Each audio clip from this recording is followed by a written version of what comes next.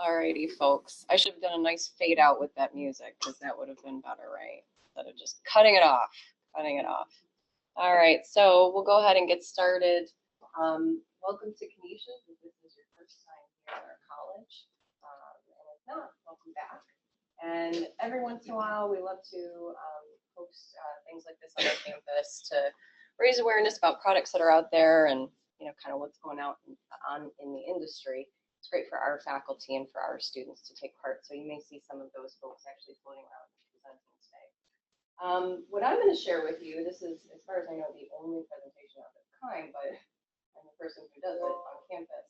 So I'm going to share with you a little bit about our WordPress workflow on campus. And we have a multi-user install, and we're using one theme that I kind of settled on, and also we have a few integrations, but MailChimp being one of those. So my name is Leah MacVie. I'm the director of the Center for Online Learning and Innovation here. You can find us at, and sorry about the color there, but canisius.edu/Colli, C-O-L-I, and you can find it at leahmacvie.com. On our Colli site, you will find a link to some of the things I'm going to show you today. One of those being our blogs at Canisius. We use Confluence as our documentation space, so it's our wiki site. And also the links are, the detailed links are in the presentation as well. But feel free to explore around our Colli page. We don't keep anything closed. We try to put it out there, make it freely available and share it with anybody who lands on that page. Here on campus, we have over 30 blogs. We're a small institution. We probably have this going on for, I don't know, 4 or 5 years now. And I think it's rewarding to see, some of the blogs that have kept going all this time. Some of what I'm going to talk about is the turnover that we see, either in student groups or even in staff, and what happens when they leave and then somebody else has to take it on. So in this, I'm going to aim to present for 30 minutes today on just kind of giving you an overview of blogs at Canisius, telling you a little bit about our multi-user process, tell you about why we settled on one theme, and other integrations, and give you 5 tips if you happen to be at a campus. And then finally, I have some gifts for you at the very, very end. All right, so to get started, we have blogs being used in multiple ways on campus, and I just want to kind of give you an overview of what that all looks like. So we have many classrooms using WordPress for a variety of things. The blog to your right, Terry Business, floating around here somewhere, and he has a math blog. He actually has a few blogs. So when people come to me and they say you can't do technology and math, I kind of laugh at them and I say, actually, go see Terry. He has all sorts of things going on with his blogs, but this one in particular, he posts about what is going on in the class, and he has students go to it. Sometimes there's class assignments, sometimes it's help with specific math things. The project to the bottom, digital humanities, is a really big buzzword on campuses nowadays, and this is a great example of that. Jonathan Lawrence, who is also volunteering here today, has a religion in Western New York. And so he and his students are actually plotting on Google Maps, and we have Google Maps embedded in here, plotting on the Google Maps all of the religious locations, religious entities, organizations, and structures in Western New York. And then they kind of make it, this project that carries on semester after semester. The students go out and they interview people at these organizations, they put their videos on YouTube, and then we bring in YouTube into WordPress. If you happen to click on that link, it is using Divi, so I just want to note that all of these are. But there are some really neat kind of accordion-style drop-downs going on in that site. And what he was doing, this is a great example, we'll have people come to us with projects every now and then. He had been for years hand coding in Dreamweaver this website, and I was like, you need to stop that. You are spending way too much time.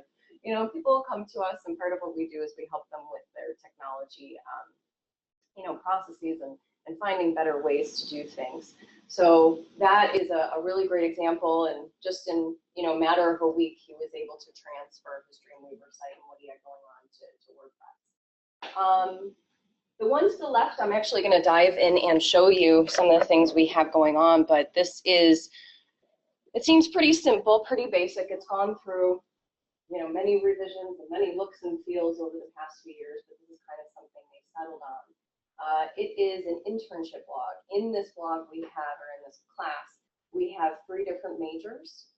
And so we have, those are the majors up at the top: communication studies, DMA, and journalism. We also have it going on for, over the past few semesters.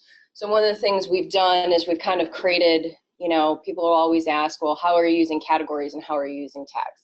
Right? That's a big question.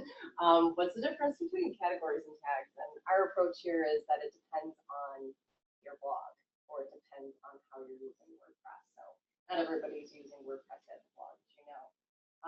The categories, we decided to break everybody out into semesters, and also we have some alumni who are blogging on here, and who will come in and comment, current students, and also past semesters, so that we can easily categorize those things up at the very top. So when employers come in and a student says, I blogged during this semester, they can easily find that there. And then we can always look at the current students happening. One of the things that's happened with this blog, just to kind of give you a little bit from my side, is we have one instructor who really has, done wonders with this thing. But I've gone through maybe 3 GAs training them. So as they leave, we have to train the next GA to do it and to help out. The instructor at one point went on sabbatical, and another instructor shows up at my doorstep, has never touched WordPress. And now I have to explain it from zero, how to get started with something that's been going on for years. But this is the kind of project that we like to see that carries on for years at a time, and it gets students involved. Students are commenting on each other's posts, and they kind of get that 21st century experience and what it's like to be a digital citizen, which isn't exactly built into the core curriculum. Okay, and then of course there are tags down at the bottom, so they could search by a tag, so it teaches them that structure as well. Another thing we see going on here is WordPress for program use. So up at the top right, that's Terry's other blog. It's a math circle. They have student groups and young K-12 student groups coming on campus, so we're having to communicate with parents and disseminate that information. So this is a great way to do that. You put the schedule for what's happening, what students have to bring, what room they're going to be meeting in, where they should park, all on the website. And Terry's able to manage it by himself rather than going through Drupal, which is a regular website, and they like to keep that for marketing purposes only. So that's his little math circle site.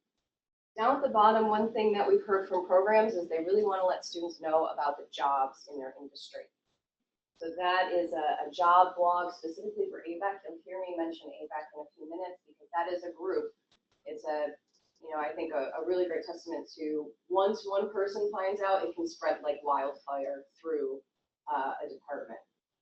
So that's what they're using that site for, and we're going to see a few other uses they're using WordPress for. And on the left is a communication program site. And so this is really the work of a few GAs who have been working, but again, I have them for maybe a semester. Yeah. I got a comment.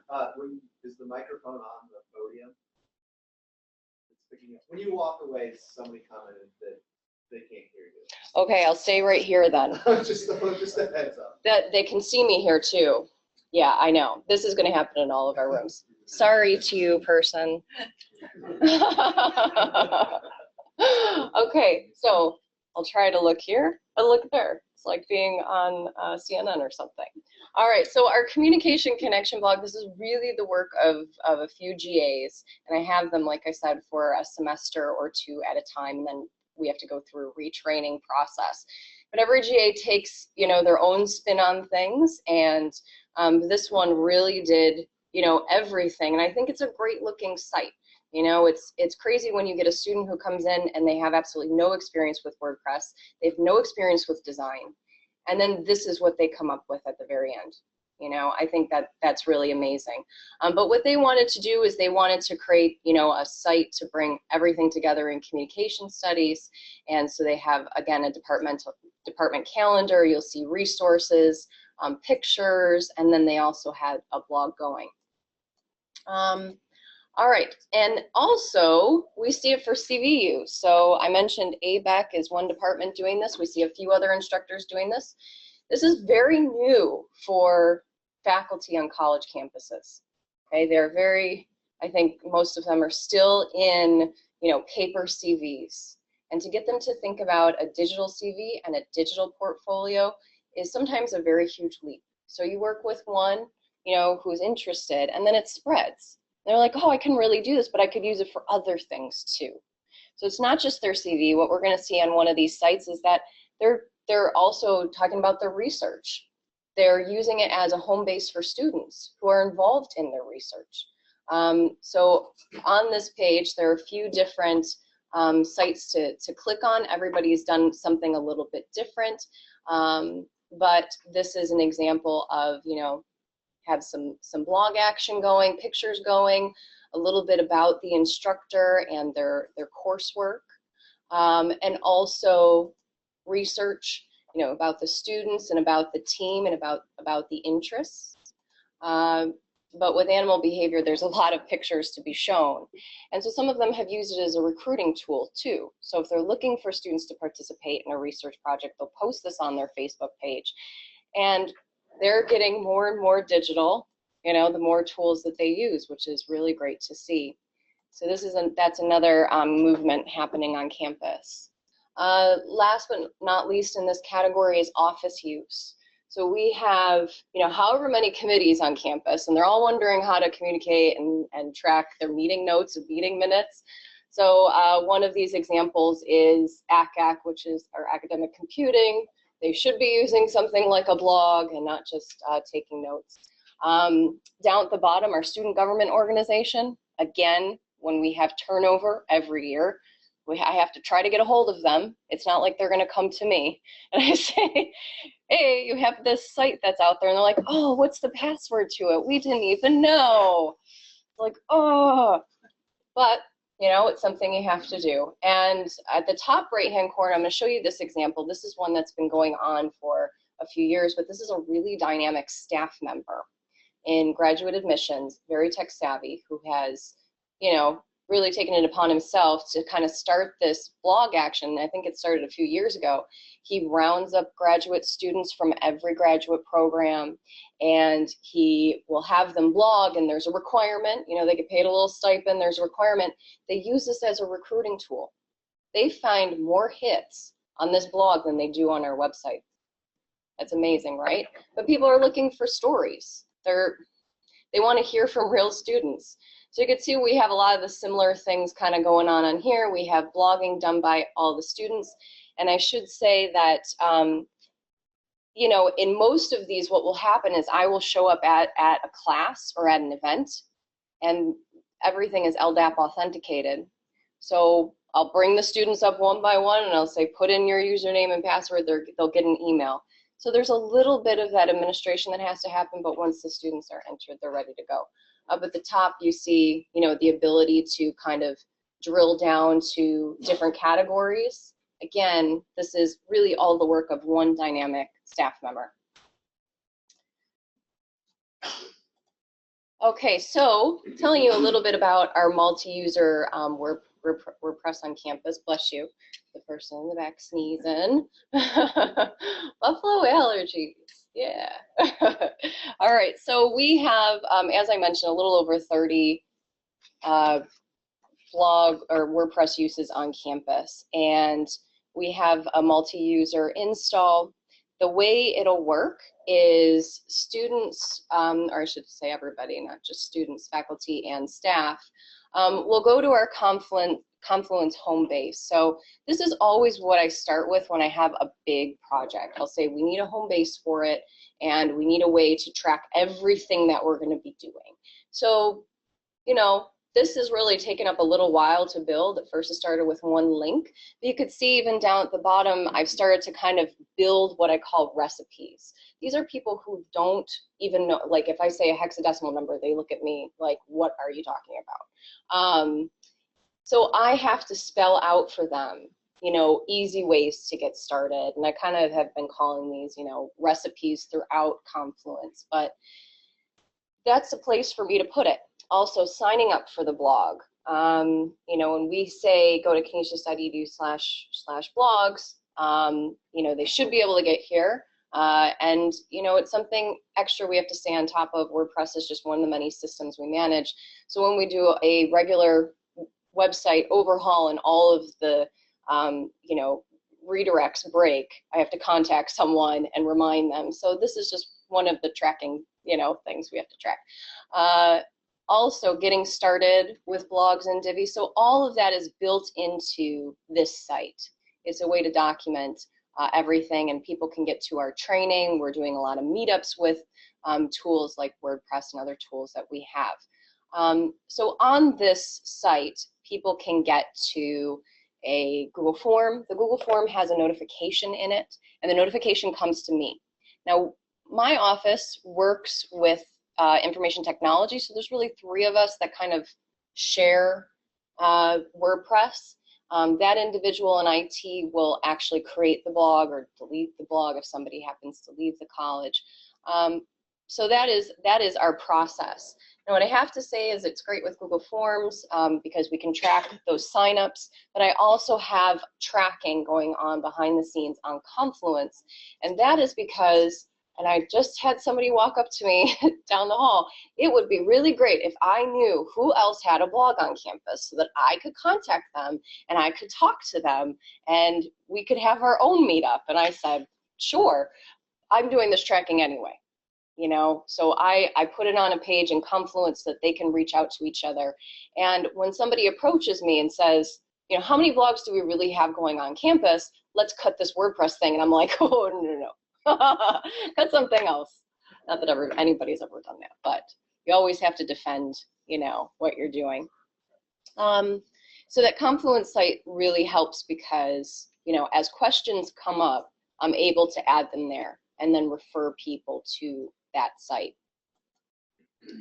All right, so a little bit of history. When we first started here with WordPress, we had, you know, just let people kind of go wild with themes.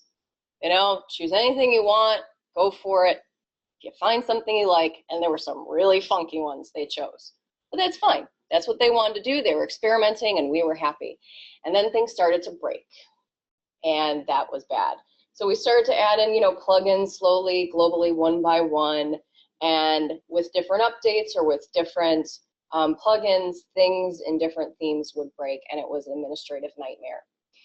So I said, listen, in my personal life, I'm using Divi, and Elegant Themes has been great. I mean, I'm not saying you have to use something like that, but I definitely recommending one theme for your campus to make administrative work a lot easier.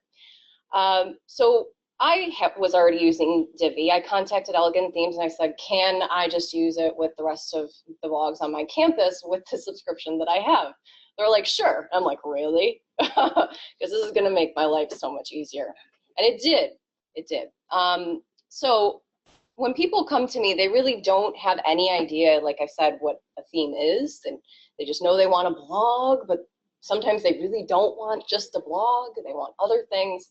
So it's really working through a project. Divi allows us that flexibility. It's a modular-based theme. There are many premium modular-based themes like Divi out there. It allows us to do that. One of the problems we have on campus is internal communication. It's not necessarily external communication. People will say all the time, I have no idea what's going on in the other department. I don't know. They're right next door, and we never hear what they're doing. So we started 2 things. One, for faculty and staff, we have something called the Dome, and I'll show you what that looks like in just a minute. The Dome is you know, the WordPress blog, and then as I'm going to show you in just a minute, we also have a newsletter that goes out for people who maybe might not check the blog every day. And we realized students had the same problem. Students were getting bombarded with club emails.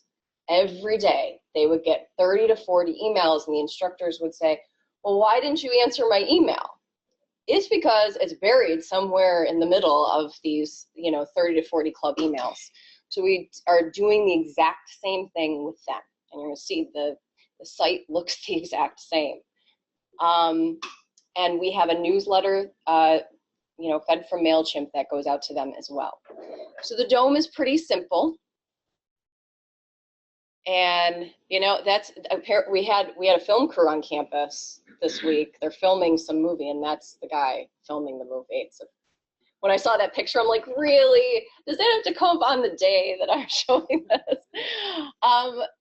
But to tell you, we had one stellar staff member, and we just went through a round of layoffs, and he was one of the individuals who was laid off. So we're constantly dealing with this turnover issue. I have been on the phone with, they used to be called PR, and now I think it's college communications, for the past 2 weeks, trying to teach people who have no idea, really don't, they tell me straight out, this is not my wheelhouse. I was hired as a copywriter. I have no idea. I'm just getting so confused, all these steps. And to me, I'm like, there's 2 steps. But this isn't something they're in every day.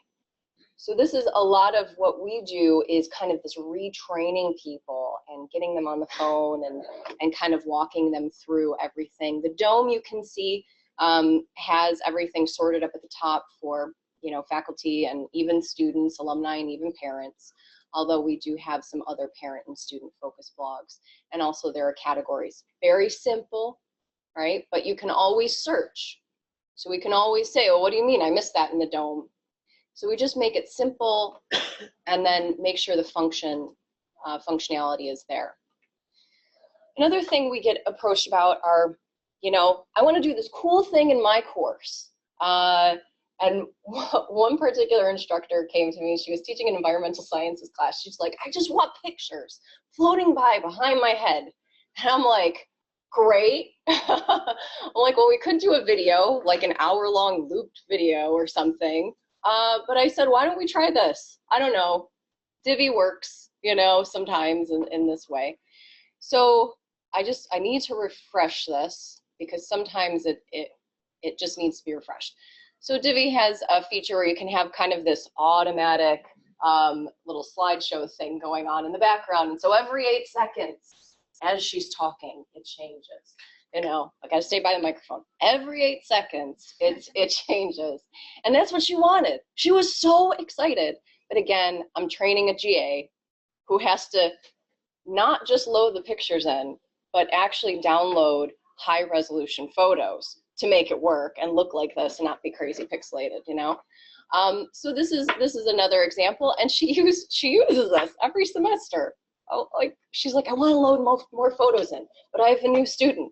I'm like, okay, we'll show them, We're using it for conference sites as well.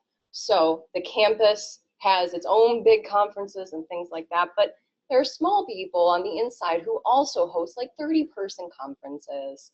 And that's, we have a mathematics conference every year for K-12 teachers. And this is a big leap for a faculty member who's like, okay, I got to set up a website. I need to make sure that they, have the ability to register, and also they have the ability to pay, and all of these other things that go along with that, right? So anyway, it's a bit of a headache at first, but once you get it going, the instructor knows more, and then they're able to maintain it and manage it.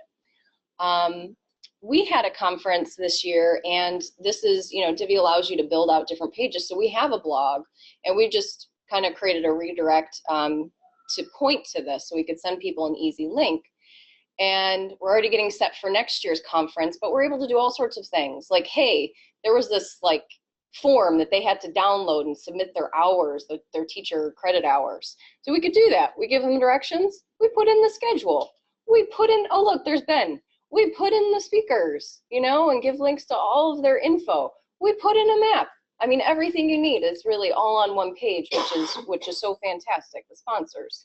And we had an archive because that was last year's, or well, 2017's, and now we're getting ready for this year's. So when the dean calls me and they say, what did you do this year, you know, with this conference, somebody's asking me about it, I'm like, there's the archive. I don't even have to, you know, send them anything. So it's all about making it work for you. We have some other integrations happening, and we're nearing the end, so don't worry. Got maybe 10 more minutes. We have some other integrations going on within WordPress. So I mentioned a few already. One of those is the submit a form. It is Access Press Anonymous Post is the technical name of the plugin. This thing has been a lifesaver. You know, it's just one teeny tiny little plugin, but each of these, and actually we have one more WordPress install that uses it, they wanted people across the campus to submit posts, and then they wanted the ability to be able to approve it. So this is something like the Dome. It's our internal, you know, communication people from across campus. They empowered them to post their own posts, and then on the backside they're like, okay, we need to edit this a lot. You know, and they can do that, you know, they have the ability to do that. It's the same thing with the student one. You know, the students, we get all the student clubs now to submit instead of sending an email that somebody has to approve on a listserv. They send their posts in, and then once a day, somebody goes through and they approve all the posts that are going to be sent out the next morning. So this honestly has been a lifesaver of a plugin. And I think we may have paid for the premium version. It wasn't that much, just to get something more. I can't remember at the time. MailChimp is the mailing system we chose. You know, I just think because of experience, it depends on who's helping, and it was me, and I had experience with MailChimp. So people started to come to me and say, look, I love this blog thing. What I really want is for a newsletter to be sent out, you know, once a month or once a week or whatever. We can automate that for them. So they're not having to construct it. Again, these are people who don't have this design background. And so we were able to use the blog, the RSS feed, and this takes a little bit of training. So no, this last week and the week before I had to say, so your email comes at 8 a.m., you know, during the week. So you have to post, make sure the posts are posted between that period. And if you want them in a certain order, you have to go in reverse, right? You have to think through when these are going to be posted on the blog if you want them in a certain order in the email. I mean, this is a lot for people to, they're not in this every day, and I'm like, oh, okay. You know, for me, it's nothing, but you have to kind of take it back and think, you know, these are people who don't do this every day. So we have a few of those newsletters going on campus. Google Tools, we're Google Campus, so we have Google Apps for Education. And so it's not a hard thing to get people to be like, oh, I could just use a Google form. You know, with a few of these, like especially the conference sites, we're using a Google form plugin. And the for the mathematics conference, she loved this because everything poured onto a spreadsheet. She was able to manage all of the data on the spreadsheet. And if anybody came back and said, I need to change something, she was able to put it right in there. And they had some very detailed information that they were getting from people. So she loved that feature.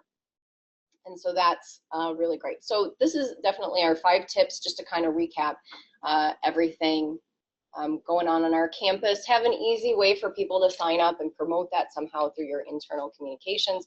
Our easy way to sign up, we are using a Google form, and then it spills onto a spreadsheet. If you have multiple people signing people up on the blog, like we do, we have multiple workers in the office. You can create another column and just check it off like we do, or highlight that row. You know, that's some administrative stuff we do behind the scenes. You know, recommend one theme. Like I said, when people come to me, they don't really say, oh, I really want to go with this theme. Usually they have no idea what they want to go with. So the fact that I'm recommending something for them that I have a lot of experience with now, you know, makes them feel comfortable, because now they don't have to go through another selection process. And of course, you know, choose a theme that's pretty flexible. Plugins. We love plugins because they save us time and can be used across multiple sites. The one thing we've learned is to choose wisely. Sometimes plugins will be like, oh, we decided to give up this project. And I'm like, no, that's just ruined my day. You know, now we're gonna have to find something else. And how many blogs are actually have this turned on and are actually using it? And now we have to go back. So we've realized choose wisely and choose few. And don't turn them on for everybody. You know, kind of keep a tracking behind the scenes of who's using what. How do you track? I actually track it on the spreadsheet. So when people sign up for the blog, I have like another column for plugins. That's how I started doing it. And I also track logins and passwords. Not supposed to do that. But when they call me and they're like, I don't know what I used. I think I used because what we recommend is now no one person in an office tie themselves to a project like this. So if you haven't, we recommend having an office email, and sometimes there are multiple office emails that they're using to log in and to create the blog. That way, if it's one person's login on, say, MailChimp, well, now they left the college and we can't get into it. So we recommend that for everything. One office login, so that's hopefully something for them to remember. And then I keep that list when they sign up in the spreadsheet. So I have different columns in there. Yeah, that I'm doing behind the scenes. You know, they don't have to enter that information. Mail integration, so we love that RSS mail systems. We like MailChimp, but of course there are many. Our CPD across the hall is using Campaign Monitor. We're using it in the same way with their new blog that they have set up for the Whaley School of Business, and they just sent out their first newsletter. So it's, you know, it's a process that works, and we're able to replicate it and you know, make people feel comfortable. Lastly, Google Tools is just great for the entire campus, but we're really using Google Forms with WordPress in order to make signups easier for a variety of things. All right, so last but not least, I wanted to kind of give you a few gifts that we've been working with that are kind of helpful. Things people don't think of, like, hey, you may want to choose a color scheme. Now we usually recommend a campus color scheme, but not everybody has gone with that. And you saw in a few of the blogs, people selected their own color scheme. But that's new for a lot of people who don't come from a design background. And so we kind of give them a recommendation of, you know, try Color Lovers, try creating a palette of, you know, to see what colors work well together. Thinking about what are the elements that are going to go on this site. Again, for us, it's like we have it all pictured out in our head. Not a lot of people, you know, can do that. So what's going to go at the top of your blog, your, you know, logo or text, what fonts are you choosing? And this gets them to think about what are the design elements I see on a day-to-day basis across campus. Do I want to use that, or do I want to use something on my own? What pages are you going to have? And then, of course, linking them to a recipe. Also, a newsletter development kit. Again, you know, we push them towards MailChimp. And we have them create lists, you know, so it gives them a step-by-step guide, and you could use something like this. The link I put for you in the presentation, these are actually copy links, and if you don't know the shortcut for Google, this has changed my life, but at the end of, you know, where it says edit, blah, blah, blah, blah, blah, you could put copy, and it allows people to create an automatic copy and add it to their Google Drive, so we love that. And then finally, kind of having a social media strategy. So usually people aren't just, you know, this is a very basic outline just to kind of give them an idea, but usually people aren't just working with a blog.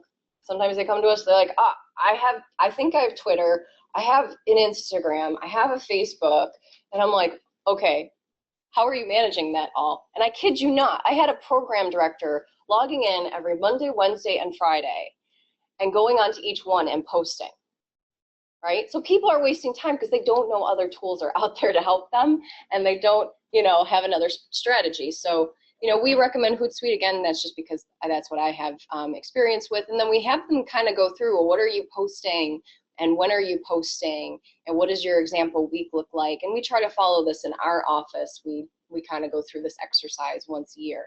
Sometimes you fall off of it, but you keep coming back to it so that you kind of have that consistent internal communication going on. So that is, that's what we have going on here on campus. Let me know if you have any questions. Mm-hmm. I have a question. I'm Jim Proctor from Lewis and Clark College. Hi, Jim. One thing that's probably you've discussed and debated, and maybe you've decided not to do, or you're afraid to do, is if you just go to blogs.canisius.edu, Mm-hmm. see nothing. Yeah. That is, you don't really have a page that collects and presents all of this rich work. Is that an intentional decision? No. At one point there was something there, and then there were 2 website overhauls, and then it went away somehow. So that was something I mentioned the next website in the last website thing. But we actually did an upgrade. So for a while it was like blogs.canisius.edu, then it was blogs4.canisius.edu, and then we just went back to blogs.canisius.edu. So there's a history, but I will bring it up again. Thank you. Yes. One thing I thought helpful for that sort of site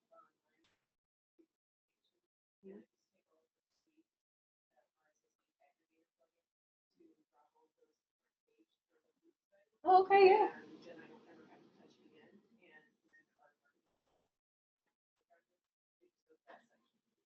Oh, And then they can see all the things that are supposed to do. that's a great idea. And also when I ever use this more, I'm like, oh, let's check here. It's got maybe link up the site, right? Links to the sites directly. And then it's just got the RSS feed on the page. That's genius. Yeah, I love that. I think our college communications department would love something like that because they're always hounding people for information. That's great. Can you send that up for people watching? Oh, sure. For people watching, 2 things. The first was a suggestion to do something with blogs.canisius.edu. And I said, there's a history there, but I will definitely bring it up again. And then the second thing was that we can actually put a RSS feed aggregator, yeah, I said that correctly, feed aggregator on the on blogs.canisius.edu. So that way, you know, once it's there, and then also people can reference it from across the college. Thank you. It's going on Twitter with the hashtag. Thank you. I was going to ask you for that as well. That's great. Yes. Regarding the MailChimp integration, is that solely a MailChimp function? You can point MailChimp at the RSS feed, or do you have a special setup that you configure for that to work? No. We so it's interesting because our parent blog, which I didn't show, when we go into MailChimp, there is the option to create an RSS pulling newsletter, feed. And for the people on the call, it's a question about the RSS and MailChimp. So what we do is we'll just take that, usually the general feed, and just plug it in there. Now for our parent newsletter, it's a little different. We have categories set up for our, the parents of our students, for freshmen, seniors, and everybody else. Because the freshmen need specific information, the senior parents need specific information, everybody else does. So we actually pull the RSS feed from the category instead, which has been very helpful. So then she has, 3 different, as well as like it goes out to staff, one goes out to staff, one goes out to faculty. So she has the 3 different categories being sent out, and it's pulling, different information from the same blog. Does that answer your question? It does. Yeah. That's very helpful. Okay, you're welcome. Yes, ma'am. So your presentation is very interesting because we just gotten in the world of multi-site WordPress with Divi, and we're looking at what newsletter plugin or tool to use. But our biggest roadblock/need is that we want everything single sign-on. Yeah. So, have you ever thought of making your multi-site WordPress so that people don't have to create their different credentials and things like that? Yeah, we have. This is a question about authentication. So we have LDAP. LDAP is authenticated, but we had the option of like putting everybody in every blog, and we weren't going to do that. Mm-hmm. What we decided to do was, we would create the blog, put the person in it as a administrator who was, going to administer the blog, and usually that's that office account. Right. It's not an actual person. You have it set up to do it on the fly though. Like you can sign up for your site, Mm-hmm. and when you log in, it creates your local account based on your LDAP on the fly. So I'd we like to don't do have that. We don't have to pull in and load millions of accounts. It Yeah. only creates the accounts of people who want to be in it. Yeah, and for us, we had some blogs where they, I don't know if this would matter, but they wanted to restrict who was actually going to be in it, see it, and, who was actually going to, be on There's it. lots of different ways. I mean, I'm just saying, like, Yeah, to have that discussion, there's so many ways to administer it. yeah. Yeah, absolutely. And I'd love to explore, And more. From another perspective, like from the IT side, Mhm. to have that office account, like from my campus, they would never go for that because they want everything tied to an individual. Oh, Like for tracking things and all that. And if anything Audit. ever got audited, like if anything, they want to know Sure. who's doing what, where. sure. And that's why they've gotten like that. They would never. Yeah, no, I get it. That's Never fine. get on board with that. We've never been dinged for it, and Yeah. again, this is about account sign up, so we've never been dinged for it. But I would have to make a strong argument that we have so much turnover. We can't tie these things to accounts, and we have people moving in departments, and it's just I can definitely see both sides and how that makes your life so much. yeah, sure. Yeah, totally. Sure. We have one question in the back. Yep. So one of your suggestions is use one theme. So Mhm. you settled on Divi, which is a very flexible theme that lets you do lots and lots of things. Mhm. At WashU, we've settled on one theme, and it is our custom university theme. It has the university logo at the top of every page, and everything is using, the consistent same fonts and the same branding, so that everything looks like it's clearly university related. I'm just kind of curious, what went into your decision to let people be more flexible? Have you ever had any issues with that, people? No, I think. Or just plain old bad taste where you want to do, white fonts on a white background or other. Oh, we had that in the dome this week, actually. So had to train them on how to make that not happen. But you could see how many different uses of the site there are, and for something that is not necessarily offered by the college, and it's more of a teacher, like the teacher conference blog. They wanted to have a very different look and feel, and those recipes go through because, again, people don't always know, like, do we even use the same font at the college? They don't know those things. They don't know that we have specific colors, specific blues and golds that we're using. So that's why those recipe guides are there, and I point them to that when they first create their blog. But for some of them, they're kind of doing their own thing, and that's fine. We've never, college communications hasn't really taken an interest in our many different systems. D2L isn't, aligned. Besides WordPress, Confluence is, we've done our best, but they probably want to get a crack on it, but they don't have the personnel, Yeah. I work with mainly with our public affairs department. They love their brand. Sure. And keeping everything consistent. Sure. Yeah, I could see the benefits. I could see both ways. Okay, we have 2 minutes. So I have to take the next question that popped up, but I'm here, so feel free to come up after. Just a question about the first site that you mentioned, the Religion in Western New York. It looks like it's closed right now. The login screen comes up. I'm really interested. This is actually adding maps to the site. Maybe I was logged in yesterday. Yeah. So if that is going to be available, that's great. I'll just check it later. But yeah. Jonathan is floating around. I remember him wearing a bright orange shirt today. So if you see him, he has glasses, bright orange shirt, and it's his blog. But he was working on it. Maybe he's working on it again because I don't remember being logged in yesterday when I looked at it. Thank you for bringing that up, though. All right, so we are all set. We have one little announcement about the surveys in the back from Chrissy. There's surveys online about this session. You can ask for the session, but I don't have a hard copy that has to be as you're looking at it. Where's the online survey?